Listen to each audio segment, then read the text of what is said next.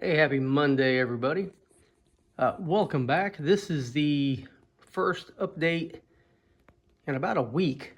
Usually I try to do 2 videos and a couple of shorts or something like that, but been super busy this week and it just haven't done anything out here. Life is life. But figured I'd start off here with the roundhouse because everybody loves the roundhouse. But we'll go here and go east. Hello, Remy. Come on now, leave me alone. I'm trying to walk. I can't walk with you in here. Never a dull moment. So I threw up this foam the other day just to kind of, once again, kind of get an idea of how high I want to go with the scene separator, scene divider. This is, I think, 18 inches right there. And that's about 14, no, yeah, probably 14, 12, 14. And either one should work good for me. I'm 5'9", so I can't see onto the other side of it. I think it'll be all right. So I'll probably start playing around with that here soon.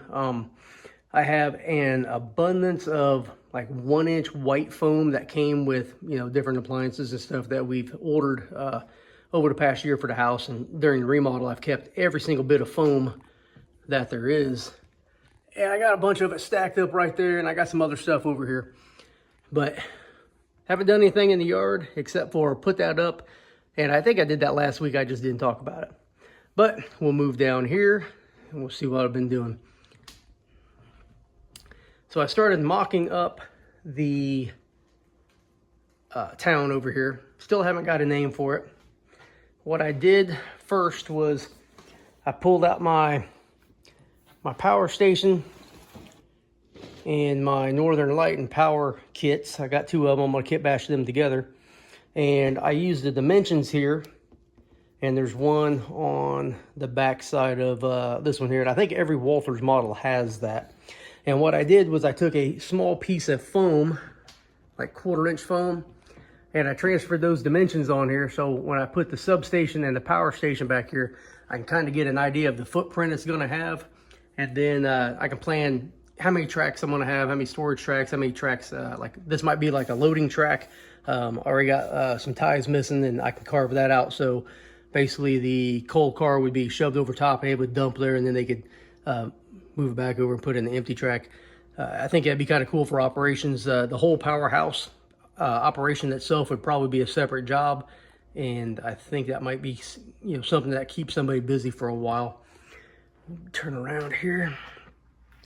I started putting out buildings that I have in my collection, trying to get an idea of where everything should go or could go or whatever, because it's hard for me to imagine, when I draw a little box on the layout, that how big it really is. And this is, let's see, I think last video I said I had put in 16 feet. I meant to say I put in 28 feet. So from this corner right here all the way down there is 28 feet. And it's a lot bigger than, when you make your little drawing on paper, of course, but it's just, it's something that my mind can't really wrap around when I'm trying to, draw it out versus when I see it out here, because there's a lot more space out here and everything, because it's a lot to scale.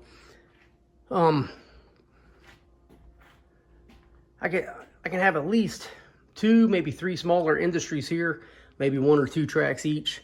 I definitely want to have a downtown. I kind of threw that backdrop up there kind of to give it some depth. And from the edge of the layout here to the buildings on the wall, there's about 34 inches. And it's pretty deep, but it looks a lot better on camera than what it does when I'm standing there. So I'm kind of liking that. This is some old church or something that I picked up at a, I don't know, yard sale or something. But I took the steeple off, and I think it looks like a courthouse. And I've always wanted a courthouse like in the middle of a square, because I had that when I was growing up in my hometown. And I'm trying to figure out how to do something like that here and everything. So none of these buildings are where they're going to go, or if they'll even go here or not. I'm just trying to play around with the idea of what's going to be what. I have a Merchants Row 2 here This is going in Cartridge. That's on the other end of the layout. But on the back side, you know, of course, are the dimensions, but all these other kits that, you know, I haven't seen a Merchants Row 1 for I don't know how long. I got a Merchants Row 2, you just saw that on there. But I mean, this fire station, I don't think I've seen that before, and I don't, it might not be a common kit, but I kind of like the way it looks. And there's a theme here. You know, these are brick buildings, brick buildings, brick building, brick building, of course, and I can't tell what this is. It looks like concrete block. And so that kind of leads me into, you know, the weathering of the whole thing and the thought process that goes into that. And that leads me to, this is a good caveat for Rob's Ramble episode 3 that I'm going to be shooting this week. And it's all going to be about masonry and brick and stuff like that. Because here in Lexington, North Carolina, we got what they call the historic downtown area, the historic depot area. Oh, hang on, that's my pizza. So as I was saying before, I was rudely interrupted by my pizza finishing cooking. We have the historic depot area here in Lexington, and I think it looks ghetto as hell. But the whole area is all, you know, 50 to 100-year-old brickwork from the furniture factories that used to sit up there. So I'm gonna go up there and shoot. I'm gonna show you a whole bunch of stuff that you can, that's prototypical, that you can model on your brick buildings. The brick is all different. The mortar looks different. The water drainage coming down the pipes are coming off the roof itself.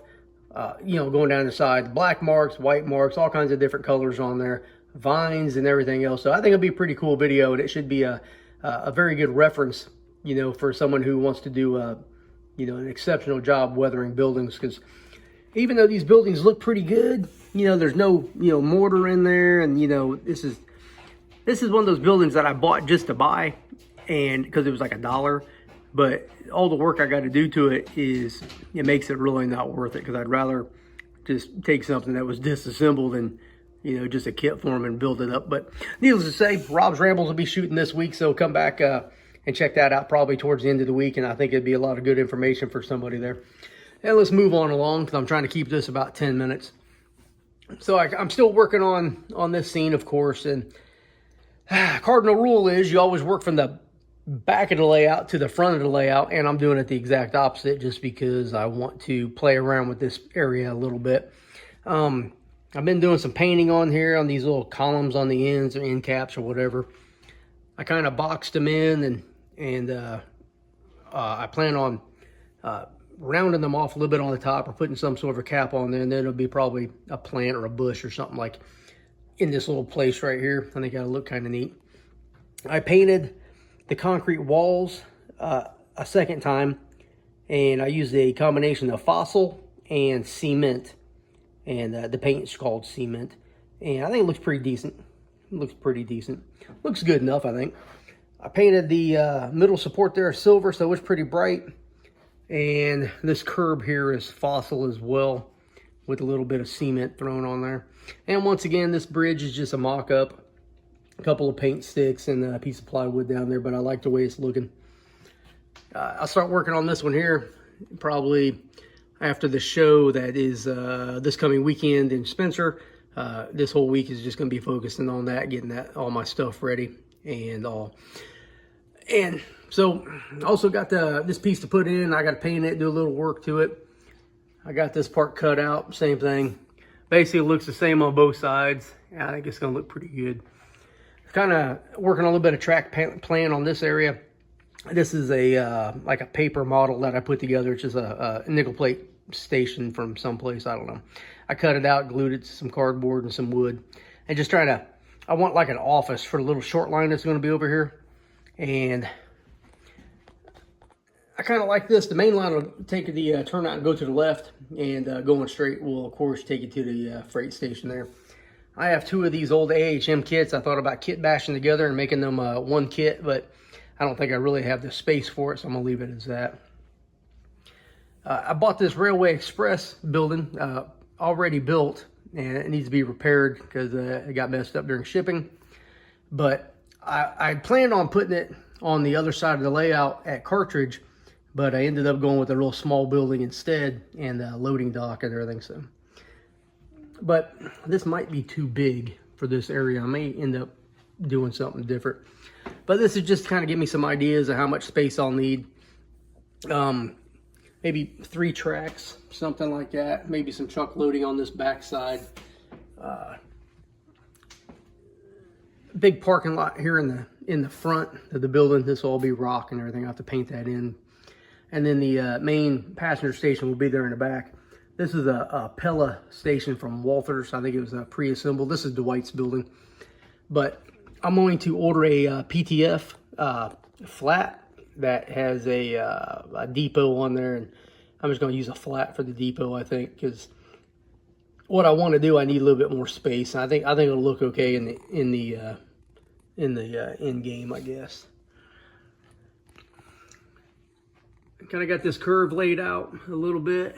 Kind of getting some good ideas here. How I want this junction to be. That'll be about in this area, right? Probably right around in here after I put this other piece in.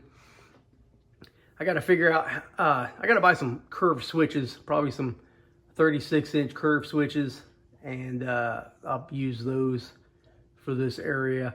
I got an idea where the passenger train will come in, stop at the station on the main line that'll be back here about where that piece of metal's at, and then the locomotive can uncouple, pull ahead, and the yard job will come out and grab the Railway Express cars off the head end, or the head end cars if you want to call them that, and then bring them over and spot them here, and then the locomotive can go back to, you know, its passenger train to take off. I think it'll be pretty decent, but I had it all sketched out, and I thought it was a pretty cool sketch, and I can't find it. So I'm trying to find that. But things are coming around. The planning process is, you know, slow, but, you know, in the end, it's going to be worth it. I got some more bench work to start working on here after the show this weekend. And once again, at the North Carolina Transportation Museum on the 18th and 19th is the Spencer Model Railroad Show. And I think we're going to be set up in the Roundhouse this year because the back shop is getting some work done to it. And lastly, this is my new F-36 125-ton capacity flat car, Pennsylvania Railroad flat car that I got from Ernest Trains. I've weathered the wood decking on top, and I've added some details, grab irons, focus, stirrups. I haven't really weathered the trucks or anything. I just kind of threw some rust on the springs, which most cars you really don't see that, but I like it. And I like this car. It's pretty decent. I haven't checked the dimensions or anything like that, but I will here before too long. And I talked to Eric about it just the other day, and he was asking me if I'd checked the dimensions already, and I said, no, I have not. But, well, I think I'm about 13 minutes, so I'm going to go ahead and close here. If you like this video, go watch another one. Subscribe if you haven't done so already. Leave a comment. The last video went, I mean, it didn't go viral, but I have more views on that in 48 hours than probably any video I've ever posted before. So thank you to all the 1,400 people who have viewed that in the past week. Let's try to, you know, go for 1,500 with this video. Like, subscribe, comment, come back here in a few days and see what I did next, or see what I do next. Oh my goodness, I need to go to bed. Thank you all. Appreciate y'all watching.